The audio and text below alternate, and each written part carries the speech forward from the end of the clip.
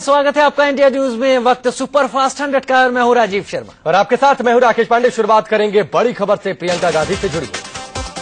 वाराणसी की सीट पर फिलहाल मोदी बनाम केजरीवाल की जंग हो रही है, लेकिन यहां मोदी को प्रियंका गांधी का सामना भी करना पड़ सकता था। टाइम्स ऑफ इंडिया के हवाले से खबर है कि प्रियंका गांधी वाराणसी सीट से नरेंद्र मोदी के खिलाफ चुनाव लड़ना चाहती हैं।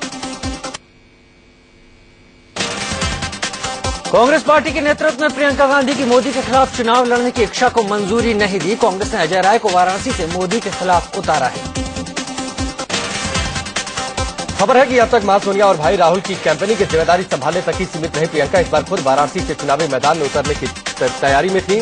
उन्होंने इसकी इच्छा भी जाहिर की थी, क्योंकि उनका मानना था कि मोदी इस देश के लिए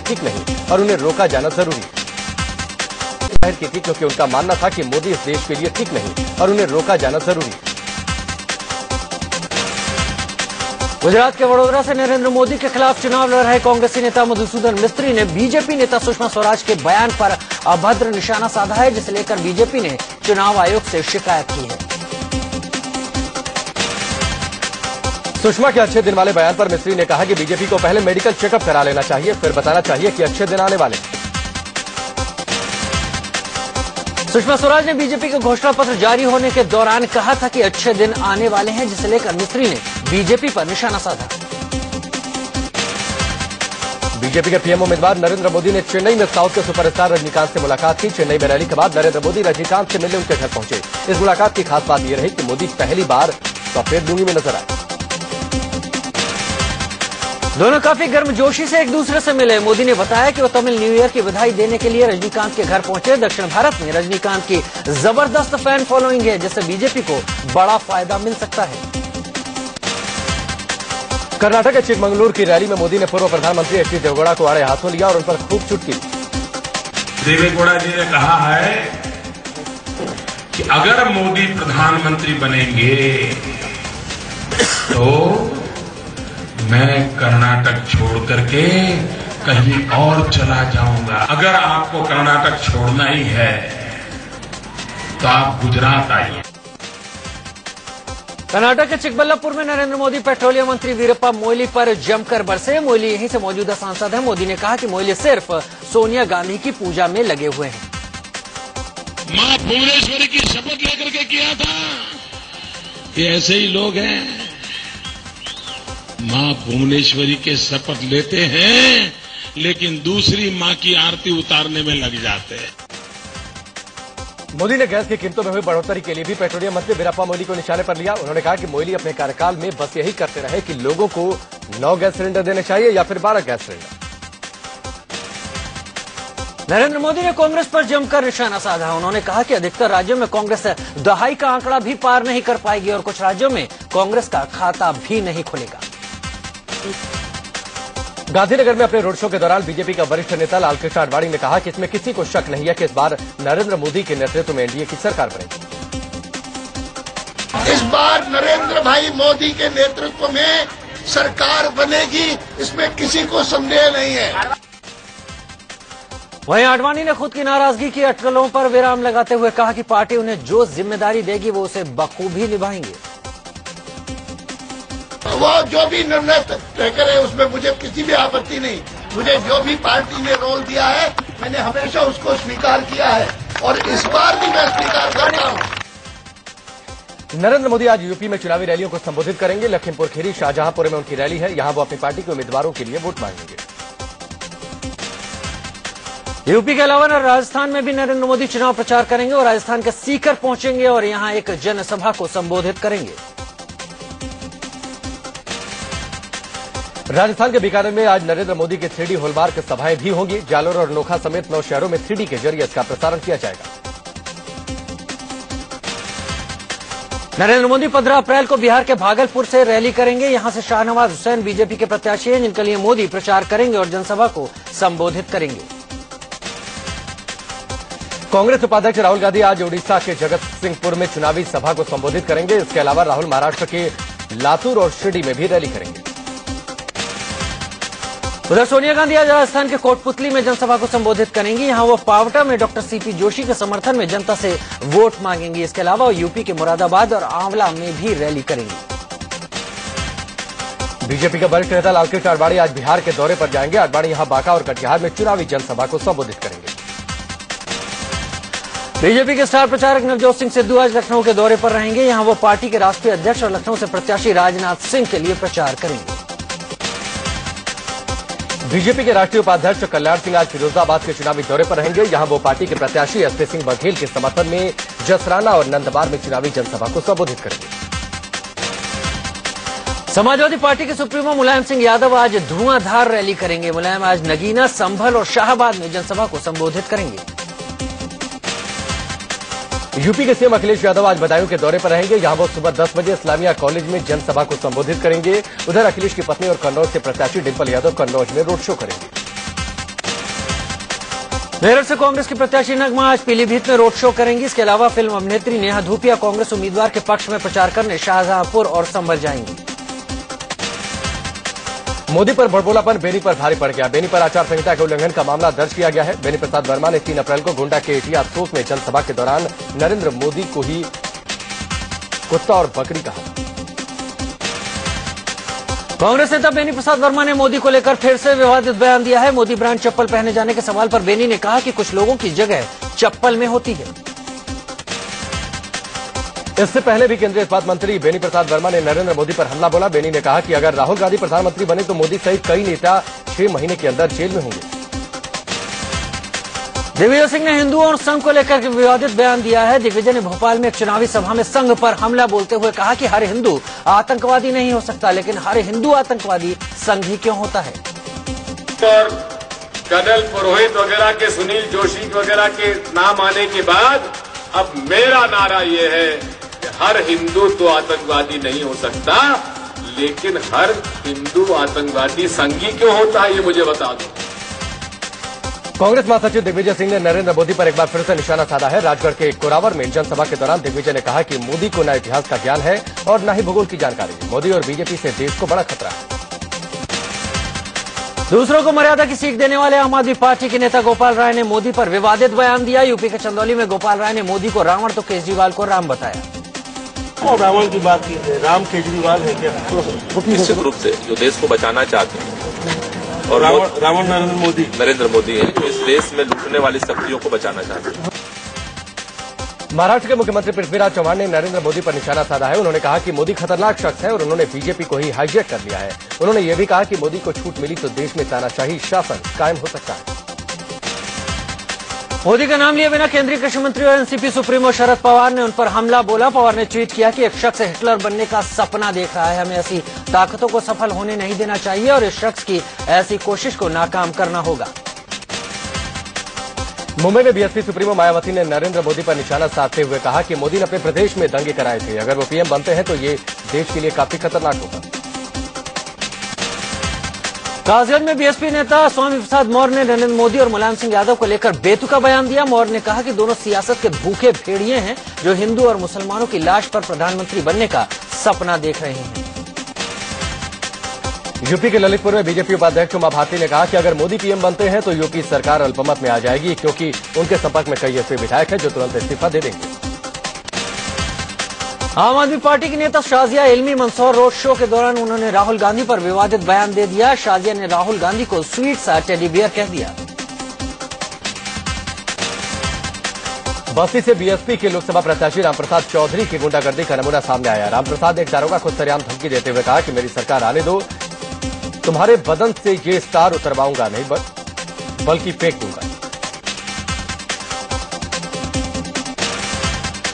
चुनाव आयोग ने यूपी के कैबिनेट मंत्री आजम खान के चुनावी भाषण पर रोक लगाई तो वो बौखला गए। सीधे सीधे चुनाव आयोग की निष्पक्षता पर सवाल उठाया। आजम खान ने कहा कि चुनाव आयोग केंद्र के इशारे पर सीबीआई की तरह काम कर रहा है। आजम खान ने चुनाव आयोग का नोटिस दिखाते हुए कहा कि उन पर और केंद्रीय मंत्री अजीत सिंह पर एक जैसे आरोप लगाए गए थे, लेकिन अजीत सिंह को माफी और उन्हें सजा कैसे दे दी गई। आजम खान ने कहा कि चुनाव आयोग ने जानबूझकर उनके भाषणों पर रोक लगाई है। उन्होंने कहा कि चुनाव आयोग अपनी निष्पक्षता साबित करे, वरना वो कोर्ट का दरवाजा खटखटाएंगे। चुनाव पर भड़काऊ भाषण दिए जाने को लेकर आजम खान के खिलाफ शामली में एक और मामला दर्ज किया गया है। यह मामला 8 अप्रैल को दिए गए भड़काऊ भाषण से जुड़ा है। इससे पहले शनिवार को उनके खिलाफ गाजियाबाद में करगिल पर दिए गए विवादित बयान को लेकर केस दर्ज किया गया था। आजम खान पर केस दर्ज किए जाने के विरोध में इलाहाबाद में चुनाव आयोग का पुतला फूंकने वालों पर गाज गिरी है। विरोध करने वाले समाजवादी पार्टी के कार्यकर्ताओं के खिलाफ केस दर्ज कर लिया गया है। संजय बारू की किताब पर सियासत अभी ठंडी भी नहीं पड़ी कि आज एक और बवाल खड़ा हो सकता है। पूर्व कोयला सचिव पेशी पारेख की किताब crusader OR conspirator Colgate and other truth आज लॉन्च हो रही है। ऐसा कहा जा रहा है कि इस किताब में कुल आवंटन से जुड़ी कई अहम बातें हैं। इसके पहले संजय बारू की किताब को लेकर मचे सियासी बवाल पर पीएमओ ने सफाई दी। पीएमओ ने किताब में लिखी बातों को आधारहीन और शरारतपूर्ण करार दिया। पीएमओ ने कहा कि सोनिया गांधी ने किसी पीएमओ की कोई फाइल नहीं देखी। संजय बारू की किताब में पीएम को लाचार बताए जाने वाली बात पर बीजेपी के वरिष्ठ नेता लालकृष्ण आडवाणी ने कहा कि यह बात तो दुनिया पहले से ही जानती थी, अब बारू की किताब ने उसकी पुष्टि कर दी है। उन्होंने जितनी बातें कही हैं वो सारी दुनिया पहले से जानती है, लेकिन उसकी एक प्रकार से पुष्टि अधिकृत रूप में इस पुस्तक में हुई है। वहीं बीजेपी नेता अरुण जेटली ने बारू के मामले पर पीएम और सोनिया गांधी पर निशाना साधते हुए कहा कि पीएम के फैसलों में हस्तक्षेप करना गोपनीयता का उल्लंघन है। सरकारी विषयों में निर्णय लेने से पहले फाइल्स दिखाना और किसी और की अनुमति लेना, ये हमें सोचना पड़ेगा कि जो गोपनीयता की शपथ लेते हैं मंत्री और प्रधानमंत्री, उसका कितना उल्लंघन इसमें है। कांग्रेस महासचिव दिग्विजय सिंह ने भी संजय बारू की किताब को झूठ करार दिया। दिग्गी ने कहा कि पीएम पहले ही किताब को झूठी बता चुके हैं।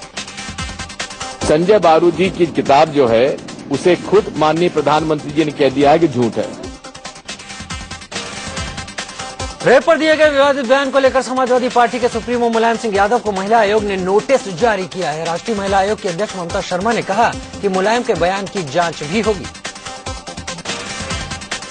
राष्ट्रीय महिला आयोग ने मुलायम को नोटिस भेजकर जवाब तलब किया है। साथ ही चुनाव आयोग में भी महिला आयोग ने मुलायम सिंह यादव के बयान को लेकर शिकायत की है। दरअसल 10 अप्रैल को यूपी के मुरादाबाद में मुलायम सिंह यादव ने कहा था कि रेप केस में फांसी नहीं होनी चाहिए। उन्होंने ये भी कहा था कि लड़कों से ऐसी गलतियां हो जाया करती हैं। उधर रेप और महिलाओं पर दिए गए विवादित बयान को लेकर मुलायम का चौतरफा विरोध हो रहा है। मेरठ में बीजेपी कार्यकर्ताओं ने मुलायम का पुतला फूंका और नारेबाजी की। ये लोग मुलायम पर कार्रवाई की मांग कर रहे थे। विवादित बयान को लेकर समाजवादी पार्टी के नेता अबू आजमी ने सफाई दी है। आजमी ने कहा कि उनके बयान का गलत मतलब निकाला गया। आजमी ने कहा कि उन्होंने इस्लाम के दायरे में बातें कही थी। दरअसल पिछले दिनों अबू आजमी ने कहा था कि अगर कोई महिला पति के अलावा किसी दूसरे शख्स से संबंध रखती है तो उसे फांसी दे देनी चाहिए। यह बात उन्होंने कुंवारी लड़कियों के लिए भी कही थी। वाराणसी लोकसभा सीट से बीजेपी के पीएम पद के उम्मीदवार नरेंद्र मोदी 17 अप्रैल को पर्चा दाखिल कर सकते हैं। वाराणसी में 17 अप्रैल से ही नामांकन शुरू हो रहा है और सूत्रों से खबर है कि इसी दिन मोदी नामांकन करेंगे। नरेंद्र मोदी वाराणसी के अलावा अपने गृह प्रदेश गुजरात के वडोदरा सीट से भी चुनाव लड़ रहे हैं। 9 अप्रैल को मोदी वडोदरा में अपना नामांकन दाखिल कर चुके हैं और अब उन्हें वाराणसी के लिए पर्चा दाखिल करना है। वाराणसी में मोदी को घेरने की तैयारी में कौमी एकता दल भी है। पहले यहां से पार्टी ने मुख्तार अंसारी को मैदान में उतारने का मन बनाया था, लेकिन बाद में वो मैदान से हट गए। 17 अप्रैल को कौमी एकता दल ऐलान करेगा कि वो मोदी के खिलाफ किस उम्मीदवार को समर्थन देंगे। आम आदमी पार्टी ने वाराणसी में मुख्तार अंसारी का समर्थन लेने से इनकार कर दिया है। पार्टी प्रवक्ता संजय सिंह ने वाराणसी में कहा कि मुख्तार से समर्थन लेने का सवाल ही नहीं उठता। उन्होंने ये भी कहा कि कौमी एकता दल से इस बाबत कोई बात नहीं हो रही है। इससे पहले केजरीवाल ने मुख्तार का समर्थन लेने की बात कही।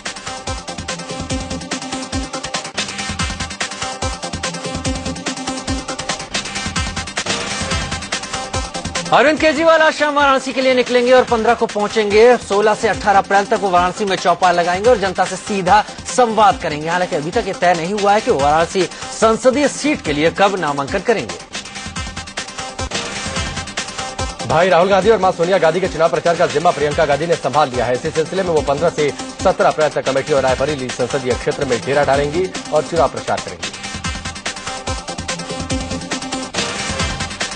15 से 17 अप्रैल तक 3 दिनों के अंदर प्रियंका गांधी छोटी बड़ी करीब 80 जनसभाएं करेंगी। ये जनसभाएं राहुल के संसदीय क्षेत्र अमेठी और सोनिया की सीट रायबरेली के अलग अलग इलाकों में होंगी। प्रियंका इस दौरान रोड शो भी करेंगी।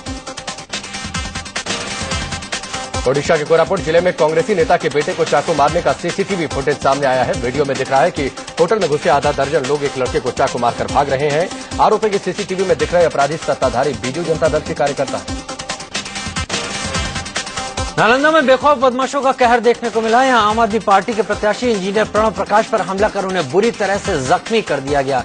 हमलावरों ने उनकी गाड़ी को भी तहस नहस कर दिया। प्रणव प्रकाश को अस्पताल में भर्ती कराया गया है। पुलिस मामले की तफ्तीश कर रही है। मध्य प्रदेश के नीमच में आम आदमी पार्टी की शाजिया इल्मी के ऊपर पत्थर फेंके गए। शाजिया जिस वक्त मंच पर भाषण दे रही थी उसी वक्त उन पर 2-3 पत्थर उछाले गए। पत्थरबाजी के बाद शाजिया ने पत्थर फेंकने वाले को सामने आने की चुनौती दी। उत्तराखंड के पूर्व मुख्यमंत्री नारायण दत्त तिवारी 16 अप्रैल को नैनीताल उधम सिंह नगर सीट से नामांकन कर सकते हैं। सूत्रों से खबर है कि तिवारी ने निर्दलीय चुनाव मैदान में उतरने का मन बनाया है। बिहार की 5 लोकसभा सीटों के 33 मतदान केंद्रों पर फिर रविवार को फिर से मतदान हुआ। ये सीटें औरंगाबाद, गया, काराकट, नवादा और जमुई की हैं। कड़ी सुरक्षा के बीच लोग मतदान केंद्रों पर पहुंचे और अपने मताधिकार का इस्तेमाल किया। 10 अप्रैल को इन जगहों पर नक्सली गड़बड़ी के चलते वोटिंग नहीं हो पाई। उत्तराखंड के नैनीताल उधम सिंह नगर से बीजेपी उम्मीदवार भगत सिंह कोश्यारी ने नामांकन दाखिल किया। उत्तराखंड के पूर्व सीएम कोश्यारी का उम्मीदवार भगत सिंह कोश्यारी ने नामांकन दाखिल किया। उत्तराखंड के पूर्व सीएम कोश्यारी का इस सीट पर कांग्रेस के केसी बाबा से मुकाबला है। आम आदमी पार्टी ने यहां से कवि बल्ली सिंह चीमा को उतारा है।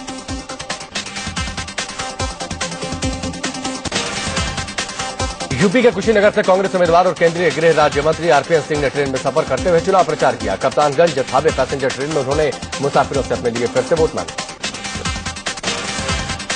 कानपुर देहात की अकबरपुर लोकसभा सीट से निर्दलीय प्रत्याशी अशोक यादव ने आम आदमी पार्टी नेता संजय सिंह पर 25 लाख रुपए मांगने का आरोप लगाया है।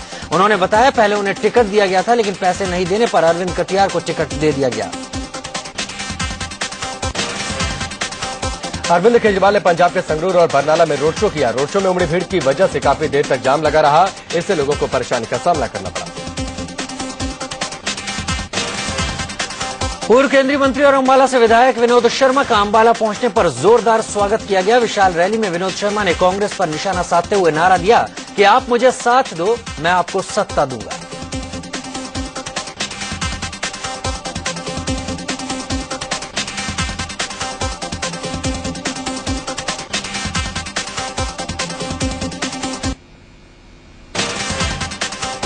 दिल्ली के त्रिनगर इलाके में एक जूते की फैक्ट्री में अचानक आग लग गई। देखते ही देखते आग की लपटों ने फैक्ट्री को पूरी तरह से अपनी चपेट में ले लिया।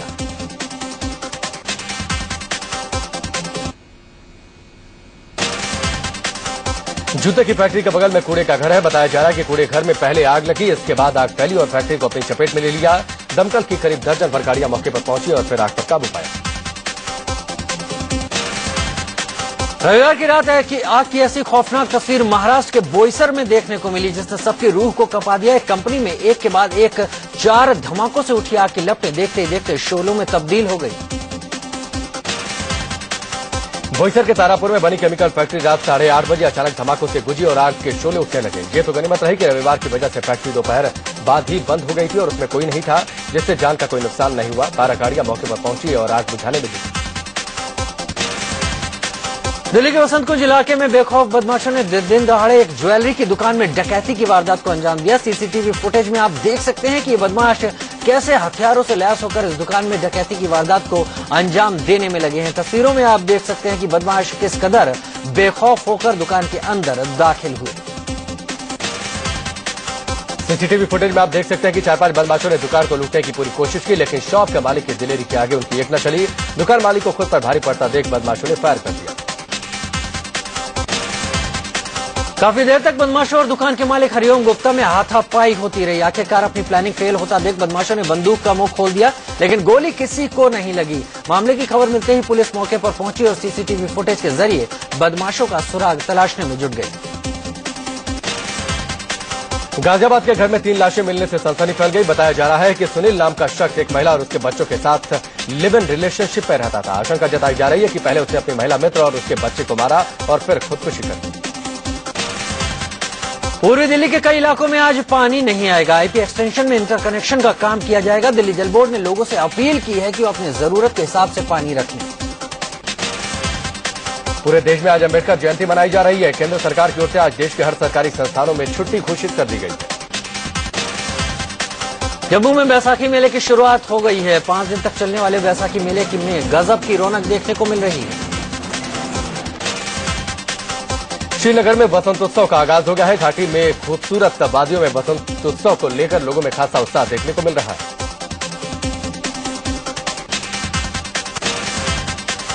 मास्टर ब्लास्टर सचिन तेंदुलकर और टीम इंडिया के पूर्व कप्तान सौरव गांगुली ने इंडियन सुपर लीग फुटबॉल के लिए अपनी अपनी टीमें खरीदी हैं। सचिन ने कोच्चि और गांगुली ने कोलकाता की टीम खरीदी है। वहीं अभिषेक बच्चन के बाद सलमान खान, जॉन अब्राहम और रणबीर कपूर ने भी फुटबॉल लीग के लिए अपनी अपनी टीमें खरीदी हैं। इंडियन सुपर लीग फुटबॉल का आयोजन IMG रिलायंस कर रही है।